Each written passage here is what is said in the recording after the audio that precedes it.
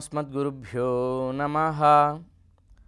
काश्यपान्वयसञ्जातं नारायणपदाश्रितं श्रीमन्नारायणं वन्दे यतीश्वरश्रियाजुषम्।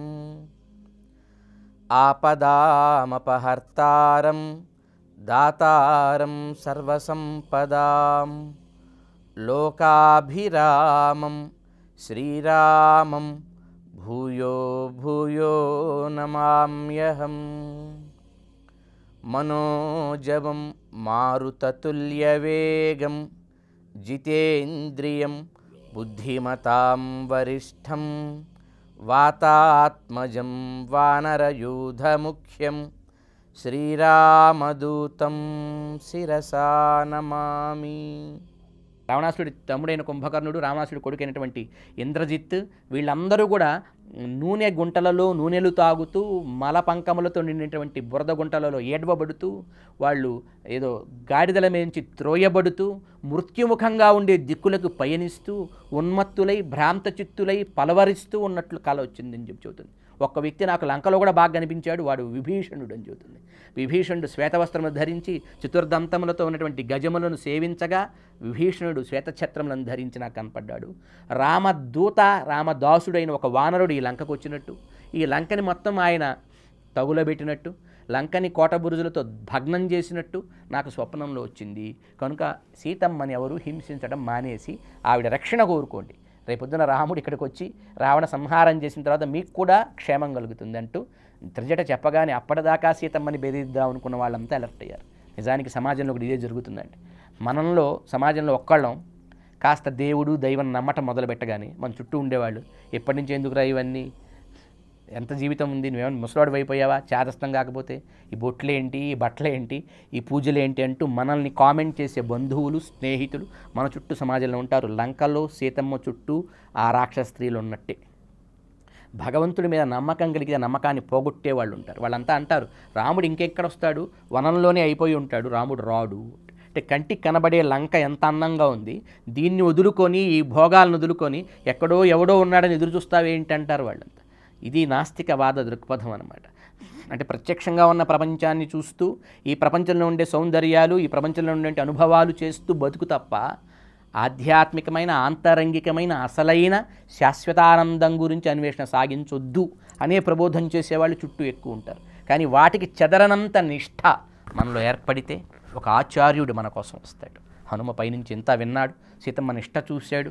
ఆయన ఇంకా సీతమ్మ త్రిజటా స్వప్నం అయిన తర్వాత కూడా ఇక రాముడిని చూడలేనేమో, రాముడిని చేరలేనేమో, ఈ రాక్షస స్త్రీల మధ్య రోజు ఇలాగే ఈ రామచంద్రుడి దూషణలు వింటూ ఇలా బ్రతకాల్సి వస్తుందేమో అనుకుంటూ తన జడని తీసుకొని శింసుపా వృక్షపు కొమ్మకి ఉరి వేసుకోవటానికి సిద్ధమైంది.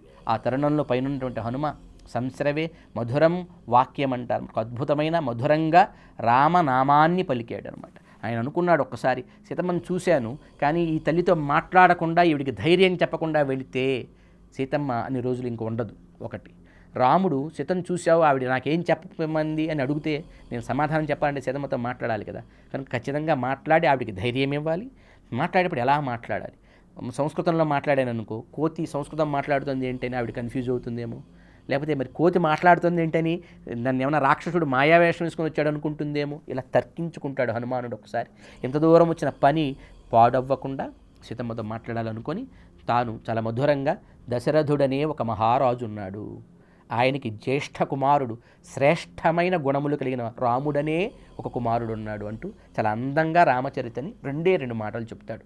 ఒక్కసారి రామనామం అక్కడ వినపడగానే ఒక ఎడారిలో జలం కనబడితే ఎలా ఉంటుందో, తీవ్రమైన తాపంలో ఉండేవాడికి దాహార్తి తీర్చే ఒక శైత్య మేఘం ఏర్పడితే ఆ వాతావరణం ఎట్లా ఉంటుందో, సీతమ్మ ఒక్కసారి పరవశురాలైంది రామనామం వినగానే.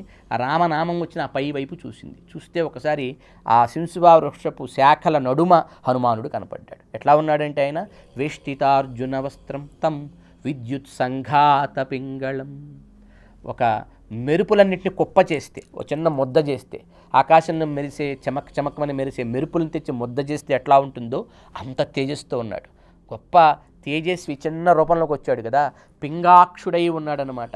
వేష్టితార్జున వస్త్రం, తెల్లటి పట్టు వస్త్రాన్ని ధరించి సుకుమారమైన ఒక అద్భుతమైన ఒక చోటకి చేర్చబడినటువంటి విద్యుత్ సంఘాత పింగళం మెరుపుల కూర్పులాగా పింగాక్షుడై కనపడ్డన ఆ స్వామి యొక్క తేజం చూసి ఓర్వలేక మూర్ఛిల్లింది సీతమ్మ. మళ్ళీ కొంచెం మెల్లగా పైకి లేచింది. లేచి మనసులో అనుకుందిట, నేను కల కన్నానా, కలలో వానరం కనపడకూడదు అని శాస్త్రం చెబుతుంది. అయితే కళల ఎప్పుడు వస్తాయి? నిద్ర కడిగితే కళ వస్తుంది, బాధ లేకపోతే నిద్ర వస్తుంది. రాముడినే తలుచుకుంటూ బాధపడుతుంది, నాకు నిద్ర ఎక్కడిది, నిద్ర లేనప్పుడు కళ ఎక్కడిది, కనుక ఇది కళ కాదు, కళ్ళకే కనపడ్డాడు ఈ స్వామి అనుకుంటూ, ఒకవేళ నిజంగానే రామవైభవాన్ని చెప్పడానికి ఈ దూతలా ఇతను వచ్చి ఉంటే అతనికి భద్రమొగ్గాక, రాముడికి భద్రమొగ్గాక అనుకుంటూ ఆ తల్లి ఊరడిల్లిన సందర్భంలో హనుమ పైనుంచి శాఖల మీద నుంచి కిందకి దిగి చుట్టు మీద నుంచి వినేత వేషుడై నమస్కరిస్తూ సీతమ్మకి దగ్గరగా వచ్చి రామవైభవాన్ని చెబుతూ, నేను రామదూతగా రామదాసుడిగా ఇక్కడికి వచ్చాను తల్లి అని మరలా కొంచెం విస్తృతంగా రాముడు ఎలా తమను కలిశాడు, ఎలా ఇక్కడికి వచ్చాడో చెప్తాడనమాట. అప్పుడు సీతమ్మకి ఆనందం వేస్తుంది. ఆ చెప్పిన తర్వాత చెబుతూ సీతమ్మని గమనించాలని కొంచెం దగ్గరగా వస్తే మళ్ళీ సీతమ్మకి సందేహం వస్తుంది. రావణుడే మారువేషంలో తనను ఎత్తుకొని వచ్చాడు కదా, మళ్ళీ ఇప్పుడు కూడా ఇలా మారువేషంలో వచ్చి ఇలా అవన్నీ చెబుతున్నాడేమో అని కొంచెం శంకిస్తుంది. మళ్ళీ హనుమంతుడు ఇంకొంచెం రాముడి వైభవాన్ని గుణాలని చెబుతాడు. చెప్పిన తర్వాత అప్పుడు సీతమ్మకి అంగుళీయకాన్ని, రాముని యొక్క అంగుళీయకాన్ని ఇవ్వబోయే ముందు సీతమ్మ ఒక మాట అడుగుతుంది. హనుమ, నీ మాటలు వింటుంటే చాలా తృప్తిగాను ఆనందంగా ఉంది. నాకు స్పష్టంగా రాముడి గుర్తులేంటో, ఆయన చిహ్నాలేంటో, లక్ష్మణుడి యొక్క చిహ్నములేంటో, వాళ్ళిద్దరూ అసలు ఎట్లా నరులు వానరులని కలిశారో ఈ సమాగమ సందర్భం అంతా నాకు విశదంగా విపులంగా చెప్పమని అడుగుతుంది. సుందరకాండలో 35వ సర్గని ఒకసారి పారాయణ చేస్తే రామచంద్రుడి సాముద్రికా శాస్త్ర లక్షణాలన్నీ చెప్తాడు వాల్మీకి భగవానుడు. రాముడు ఎలా ఉండేవాడు, ఎంత అద్భుతంగా ఉండేవాడు. ఆ చెప్పేటప్పుడు సీతమ్మ ఒక అందుకు అడిగిందట, అంటే రాముడిని నిజంగా ఎవరైనా ఒక వ్యక్తి చూస్తే అందరూ మర్చిపోలేనివి రాముడిలో మొట్టమొదట కనిపించేవి ఆయన కళ్ళు అండి. ఆ కళ్ళు చాలా విశాలంగా ఉంటాయి. ఈ పైన ఈ సింసుపా వృక్షం పైన హనుమానుడు ఉండి సీతమ్మని దర్శిస్తున్నప్పుడు ఆయన అనుకుంటాడండి, తుల్యశీలవయోరుత్తాం తుల్యాభిజన లక్షణం రాఘవోర్హతి వైదేహిం తం చేయమసితేక్షణ అని. అంటే రాముడు సీతమ్మ ఎంత ఈడుజోడు అంటే తుల్యశీల వయోవృత్తాం తుల్య అభిజన లక్షణం, వంశం కానీ విద్య కానీ వ్యక్తిత్వం కానీ అన్నింటిలో రాముడు సీత ఒకరికొకరు సరిగ్గా సరిపోతారు, ఎవరు దేనికి తీసిపోరు. కానీ తం చేయమసితేక్షణ, కానీ సీతమ్మ కళ్ళు చాలా కరుణతో చాలా విశాలంతో ఒక మెట్టు రాముడి కంటే ఇంకా అందంగా ఉన్నాయి అనుకుంటాడు. అనుకొని ఈ ముల్లోకాల్లో ఉండేటువంటి లక్ష్మి అంటే ఐశ్వర్యమంతా ఒక త్రాసులో వేస్తే సీతమ్మలో ఉండే ఒక కళకి సరిపోదు అని సీతమ్మని కీర్తిస్తాడు. ఇంత గొప్ప సీతమ్మని విడిచి రాముడు ఇంకా ఉండటం చాలా కష్టమైన పని, దుష్కరమైనటువంటి పని అని అనుకుంటాడు. సీతమ్మ వైభవాన్ని తనంతగా అందులో సాక్షాత్కరింప చేసుకొని ఆనందిస్తాడు. మమాపి విధితం మనహ అంటాడు, తల్లి నువ్వు ఏడుస్తుంటే నా మనసు కూడా ఏడుస్తోంది అని బాధపడతాడు.